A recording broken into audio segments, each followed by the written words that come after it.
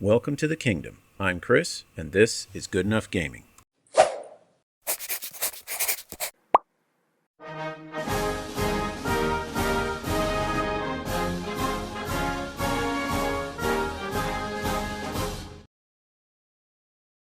Well, howdy folks, and welcome to this video where we're going to talk about one of the most important elements of tabletop wargaming.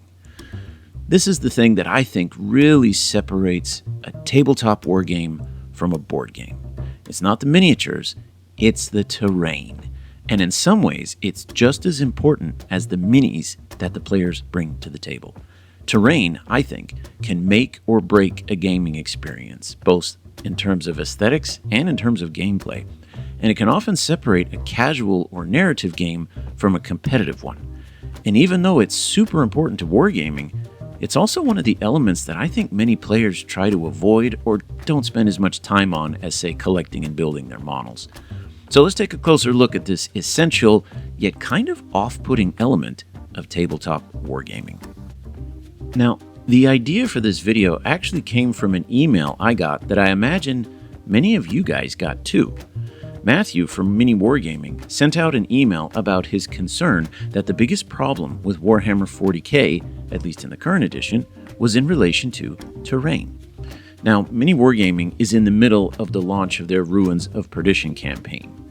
And so pointing out that the biggest problem with 40k is its terrain, while also jumping into the terrain market themselves, definitely needs to be mentioned here. And, in full disclosure, Mini Wargaming did send me a sample box of their Ruins of Perdition terrain to review. But that review was on the quality of the terrain, regardless of what gaming system it's used for. In the email he sent out, Matthew was talking about how terrain specifically applies to 40k, and I think he has some significant points. So whether you use official GW terrain, Mini Wargaming terrain, your own kit-bashed creations, or whatever it is, let's take a little peek into just what kind of a role terrain plays on the tabletop and see if what Matthew has to say holds water. And on top of that, consider how we might avoid similar problems arising when we get to the tabletop in our own games, whatever they happen to be. So Matthew started out expressing his concerns in this way. He said, in earlier editions of 40k, terrain played an important role, but it didn't define whether the game functioned. You could play a game on a sparse board or a heavily detailed narrative table, and either way, the core rules supported the experience. Sure, the amount of terrain would affect which army had an advantage. Close combat armies liked more cover, shooting armies preferred open fields, but the game still worked. Now, in 10th edition, terrain has become essential to basic gameplay. Not because it enhances the narrative or the immersion, but because it prevents the game from falling apart. That's a big distinction. Terrain isn't enriching the experience, it's patching over a problem. The simple answer is this: the game is too deadly. Without line of sight blocking terrain on nearly every part of the board, most units will get deleted before they even get to act. You can see this in how every tournament layout is flooded with L-shaped and U-shaped ruins placed in very specific artificial patterns. And if you deviate from that formula, you risk throwing off the entire balance of the game. Now, me personally, I've only played a half a dozen games in 10th edition, so I was focusing on learning the new rules and trying to learn the rules for my army. I didn't know or ever get to play the game enough to figure all that stuff out and start to pay attention to how much terrain could affect outcome. We threw some terrain on the table just so we're not playing in an open field, but the focus was in other areas. However, I did notice what he's talking about back in 8th and 9th edition competitive play. I even mentioned it in my video series where I compared 40k to one-page rules, pointing out that in competitive play, the tabletop has to be set up absolutely symmetrical, and as Matthew put it, specific artificial patterns of terrain setup, rather than the game board reflecting a setting, a narrative, or a part of a story that the board was meant to establish and portray. So that's essential for competitive gaming, but it's terrible for everything else. Now, Matthew then goes on to elaborate that the reason terrain has become so essential is because it's meant to counter the bloat that has taken over the rules in 40K, and I agree. We all know about codex creep. And that little incident with the Votann Codex, remember, where it had to be FAQ'd before it actually was released? That's when GW admitted that they don't try and balance the codexes in each edition, that instead they make each new codex slightly better than the previous one. They openly admitted to codex creep. So the result, as Matthew pointed out, is that units put out more firepower, put out deadlier firepower, all while fighting on a smaller tabletop, ever since the old 6x4 table has been replaced by a 44x60. The result is that units can be deleted in turn 1 unless you have lots and lots of line-of-sight blocking terrain. Hence, terrain has become the way that Games Workshop is countering everything becoming way overpowered. Now, I realize that this is kind of a limited sample and only speaking from my own anecdotal experience, but every person that I've introduced one-page rules to who previously came over from 40K has recognized this. The first time that they start getting their dice together to roll attacks for a 10-man unit and notice that they only roll 10 dice, it seems, well, kind of weak. And isn't that crazy? Matthew thought so too, concluding that with terrain shifting its role from creating a narrative to trying to balance armies, that's what led to these symmetric and sterile table setups. Then Matthew also points out that even if terrain isn't acting as an ad hoc game patch, it's very expensive, it takes time to build, time to paint, and storage is an absolute nightmare. And I found that out for myself since starting this channel. I went from having one shelf of, scratch-built terrain and odds and ends I picked up over the years, to now I have 3 or 4 shelves, an entire stack of those yellow top bins that you can buy at Home Depot just to try and organize all the different terrain that I've got. Anyway, it's at that point that Matthew presents the Ruins of Perdition as a way to fix the problems of terrain. But that's where we're going to leave his comments there, because that's the shift towards the sales pitch rather than his analysis of what's wrong with terrain in the game. So let's instead focus on his comments about, has terrain become a patch and should that be its primary role? It seems to me that the play style or the type of game you're going to play, that's what should dictate the terrain. And I see in general 3 different play styles. You've got competitive, you've got narrative, and then you've got historical. The terrain reflects the purpose of the game. If it's competitive, you're trying to figure out who is best, who has built the best army, who can use the best tactics, and so that's why the terrain has to play a slightly different role. Now, instead, are you trying to tell a story with this game? Is the whole reason why these armies are on the table is to try and control some kind of setting, to gather resources? Like, what's the story that's driving the interaction rather than 2 players just trying to see who's the better tactician? And then with the historical battles, are you trying to reenact some famous battle, either in real history or in the lore of your chosen game system? So I think once you know the kind of game you want to play, then you can start putting terrain on the table. So if the goal of the game is competitive, or even matched with a slight degree of competitiveness, whether that's in a tournament or a pickup game at your local gaming store, then the terrain does need to be more or less symmetrical and balanced. Function has to overrule looks. It has to. If the table is unbalanced, then you can't really tell for sure if the player won because their list was better, their tactics were better. Instead, they can claim that the table setup was too much in their favor. The table needs to have enough open spaces so that shooty armies aren't totally hamstrung, but it needs to have enough blocked line of sight so that melee armies aren't totally hamstrung. So it makes sense having it symmetrical, but it's still kind of ugly. And the other sad thing is, when you're going for that setup, what kind of terrain you have doesn't matter. It doesn't matter if it's ruins, forests, desert, ice caps.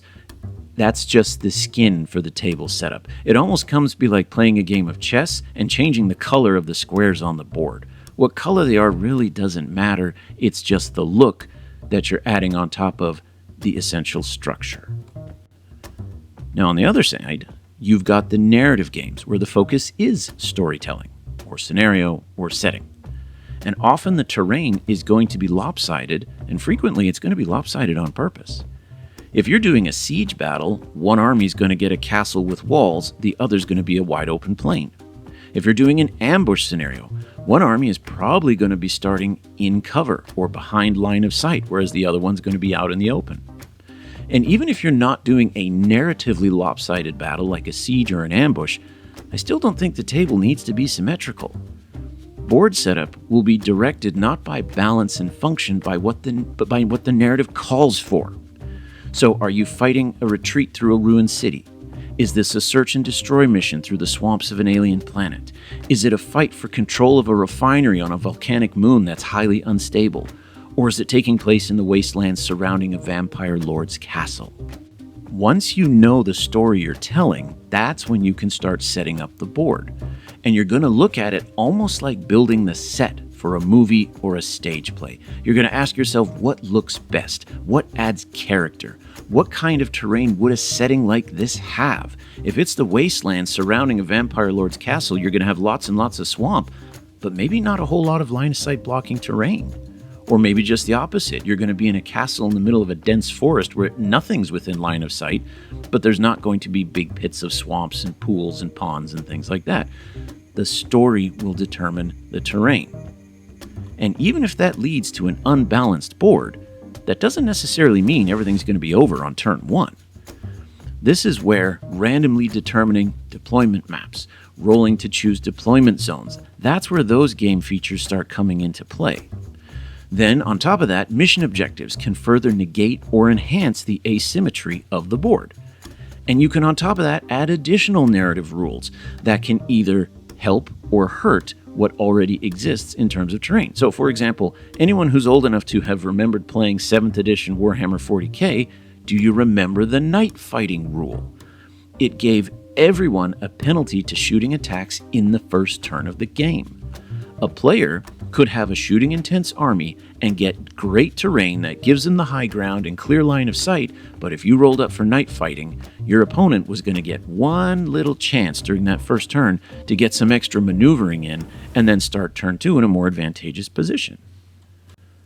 I think it makes for a more interesting and challenging game, because now you have to decide how to counter, overcome, or maximize any advantages based on terrain. Whereas if you're playing in a predetermined symmetrical board, you will over time learn how to only play on that board.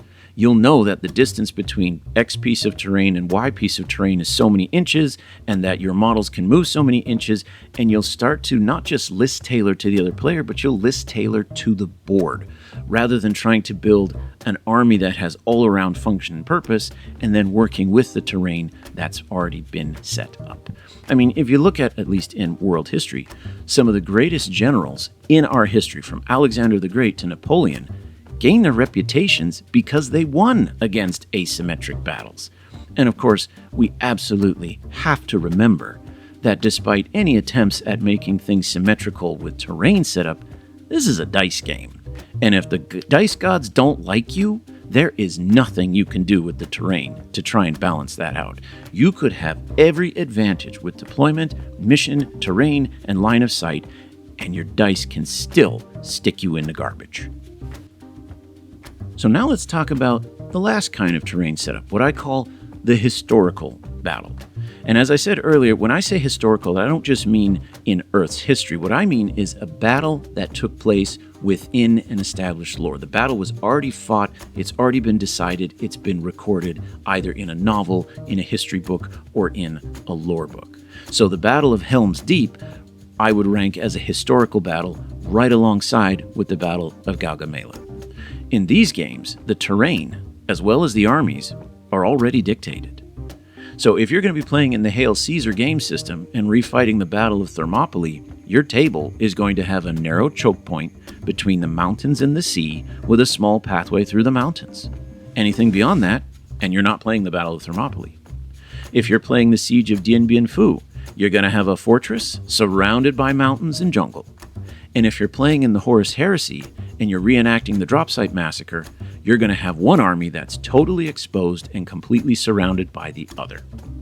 The historical setup, like the narrative, they're not going to be symmetrical because typically these famous battles in history or in lore weren't meant to be symmetrical. One side chose that battleground because it gave them a distinct advantage. King Theoden chose Helm's Deep so that he could fight behind thick walls rather than a pitched battle on open ground where he was going to be heavily outnumbered. While at the same time, King Darius, at the Battle of Gaugamela, specifically chose open ground so he could use his advantage in numbers and avoid the embarrassment that he suffered previously at Issus. And the Spartans at Thermopylae chose the mountain pass to force the Persians into a bottleneck. And in all three of these cases, the other side found a way to counter the terrain advantage. The Uruk-hai used gunpowder to break the wall of Helm's Deep. Alexander arranged his army in an echelon formation to stave off encirclement, and then he charged straight at Darius to end the battle before the encirclement could be completed. And the Persians found the mountain pass that allowed them to attack the Spartans from both the front and the rear at the same time. So while a tabletop might not be balanced and symmetrical, wouldn't that make a win that much sweeter? And even if you lose, you can then blame the terrain along with the dice, no? So going back to where we started here, Matthew had some really interesting points about how terrain is being used to try and balance problems with rule set. But he also brought up this interesting idea of, well, what is the purpose of terrain in a tabletop game? How is it used, and how should it be used? He also had some very interesting points about the difficulties of collecting, painting, and storing terrain. I don't know about you guys, but until I started this channel, most of the time I didn't buy terrain. I went to a local gaming store and used theirs.